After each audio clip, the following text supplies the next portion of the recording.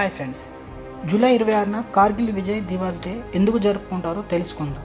1999 ఫిబ్రవరి భారత్ పాకిస్తాన్ దేశాల మధ్య శాంతియుత ఒప్పందం కుదిరింది. కానీ కాశ్మీర్ను ఆక్రమించుకోవాలన్న కుట్రతో పాకిస్తాన్ సైన్యం ఆపరేషన్ బాదర్ అనే పేరిట ఉగ్రవాదులను భారత సరిహద్దులోకి పంపించింది. అప్పటి భారత ప్రభుత్వం యుద్ధం చేయకుండా ఉండేందుకు ప్రయత్నించింది. అయినా పాకిస్తాన్ తన నిర్ణయం మార్చుకోకపోవడంతో యుద్ధానికి వెళ్ళక తప్పలేదు. 1999 మే 3న కార్గిల్ జిల్లాలో నియంత్రణ రేఖ వెంబడి భారత్ పాకిస్తాన్ల మధ్య కార్గిల్ యుద్ధం ప్రారంభమైంది.